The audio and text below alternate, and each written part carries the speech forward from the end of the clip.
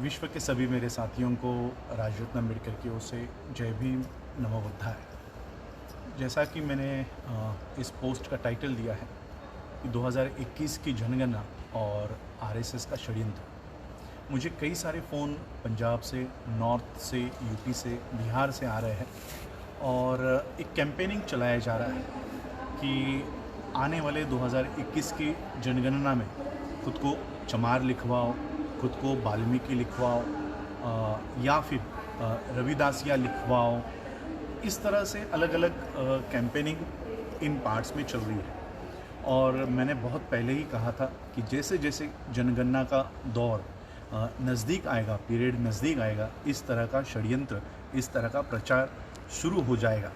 और हम देख रहे हैं कि जुलाई महीने में 2020 के जुलाई महीने में है, 5 महीने और 2021 को है और इन 5 महीनों के बाद जनगणना शुरू हो जाएगी। ये जनगणना क्या है? हर 10 साल में भारत के लोगों की गणना की जाती है। इसका एनआरसी से, एनपीआर से कोई कनेक्शन नहीं है।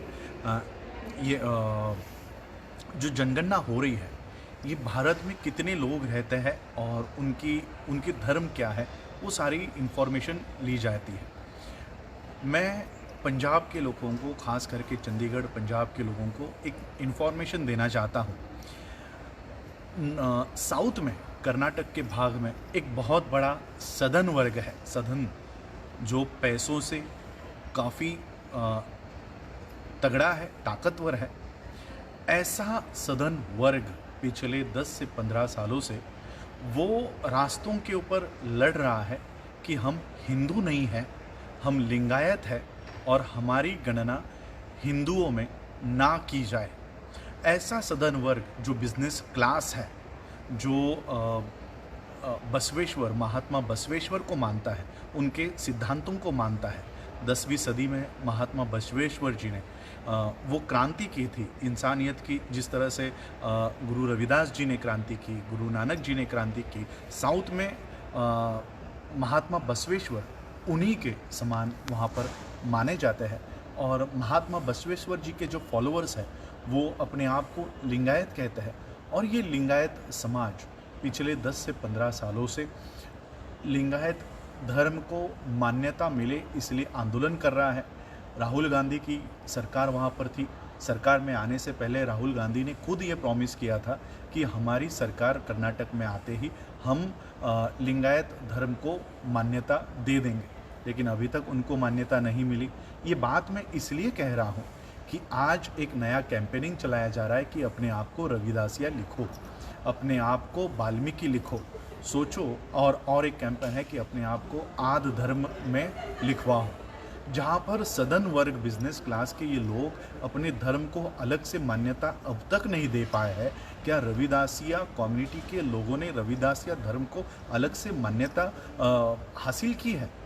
तो आज जो लोग खुद को रविदासिया लिखवाएंगे, खुद को वाल्मीकि लिखवाएंगे, खुद को आदि धर्म में लिखवाएंगे, ये सभी लोग एनपीआर में हिंदू गिने जाएंगे। इन सभी लोगों की गणना हिंदू हो जाएगी। जिस व्यवस्था के खिलाफ गुरु रविदास जी ने संघर्ष किया, जिस व्यवस्था के खिलाफ गुरु नानक जी ने संघर्ष किया, बुद्ध का संघर्ष था, उसी ब्राह्मणी व्यवस्था को आप ही लोग मजबूत करने को बढ़ावा देंगे, आप ही लोग इसको मजबूत करते रहेंगे। और इसलिए ये आने वाली जो जनगणना है, जब तक मैं खुद चाहता हूँ कि रविदासिया गुरु रविदास जी को मानने वाले लोगों के लिए उनका एक अलग से सेक्ट हो, उनका एक अलग से धर्म हो, लेकिन अभी तक हम लोगों ने उस धर्म को मान्यता नहीं मिलवा पाए हैं। सोचिए, ये सरकार, ये मोदी गवर्नमेंट क्या रविदासी धर्म को मान्यता देगा? क्या आदि धर्म को ये मान्यता देगा? और आप लोग भावनिकता के आधार पर खुद को रविदासिया लिखवाओगे, आदि धर्म में लिखवाओगे और अपनी गणना हिंदुओं में करोगे। और इसलिए डॉक्टर बाबा साहब अम्बेडकर जी ने पूरा अध्ययन करके, पूरी पढ़ाई करके, रिसर्च करके बाबा साहब अपने आप को हिंदू नहीं कहलवाना चाहते थे। इसलिए बाबा साहब ने बौद्ध धर्म की शरण ले ली, क्योंकि बौद्ध धर्म ये एस्टैब्लिश्ड धर्म है, ये एक अलग धर्म की रिलीजन की इसको मान्यता है और इसलिए बाबा साहब ने अपने आप को हिंदू के ब्रैकेट से बाहर निकाला और बौद्ध हो गए। लेकिन आज जो लोग अपने आप को हिंदू के ब्रैकेट से बाहर निकालना चाहते हैं उनके पास दूसरा प्लेटफॉर्म नहीं है और वो रविदास या आद धर्म अपने आप को लिखवाकर फिर से उसी हिंदू ब्रैकेट में वो वहीं पर कैद रहेंगे। और इसलिए मैं ये वीडियो खास उनके लिए बना रहा हूँ जो लोग ये अब प्रचार कर रहे हैं, डेरों से प्रचार कर रहे हैं कि अपने आप को रविदासिया धर्म में लिखवाओ, आद धर्म में लिखवाओ।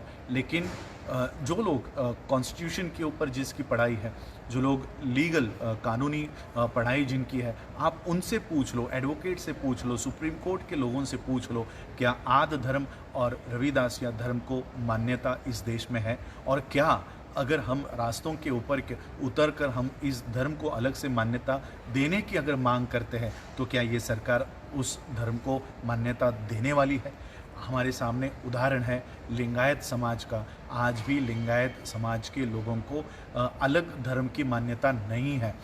परिणाम ये हुआ है महाराष्ट्र में मराठा कम्युनिटी जो ब्राह्मणों के चुंगल से बचना चाहती थी, बाहर निकलना चाहती थी, उन्होंने शिव धर्म स्थापित कर लिया। लेकिन वो शिव धर्म को कोई मान्यता नहीं है, फिर से जाके ये लोग हिंदू ही कहलाते हैं। आदिवासी समाज ने अपने आप को हिंदू धर्म से अलग करने के लिए निसर्ग धर्म नाम का धर्म स्थापित कर लिया, लेकिन निसर्ग धर्म को भी कोई मान्यता नहीं है, फिर से वो आदिवासी हिंदू में ही गिना जाएगा। और इसलिए ये बात मैं आप लोगों को स्पष्ट कर रहा हूँ, आप लोग भी अगर यही गलती जो मराठा शिव धर्म बनाकर कर रहा है, आदिवासी निसर्ग धर्म के नाम पर कर रहा है, अगर यही गलती अगर आप करोगे तो उसी ब्रैकेट में, हिंदू के ब्रैकेट में ही पड़े रहोगे और हिंदू के ही इस ब्रैकेट में हिंदू राष्ट्र को आप लोग बढ़ावा दोगे।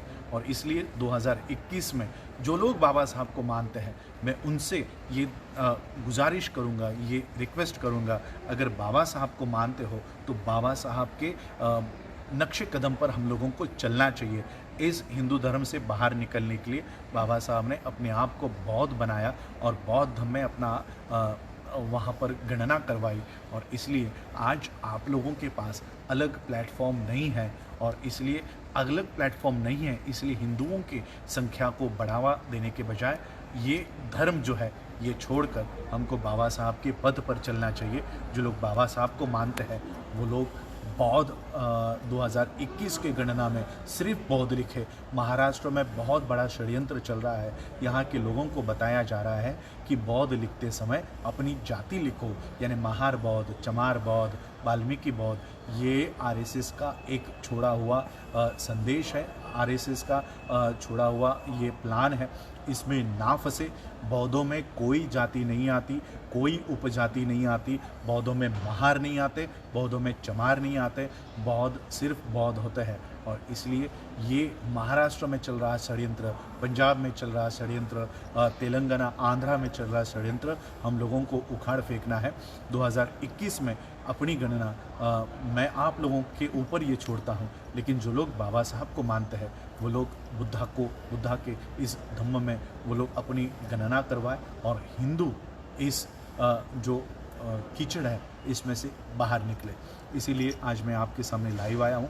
आज आप लोगों ने मुझे सुना, उसके लिए आभार। जाते जाते और एक बात कहना चाहता हूँ, 2-3 दिन मैं अभी वीडियोस शायद बुद्धानिस धम्मा के ऊपर ना बना पाऊँ क्योंकि मैं थोड़ा बाहर जा रहा हूँ। तो 2-3 दिन के बाद फिर से बुद्धानिस धम्मा की सीरीज़ शुरू हो जाएगी।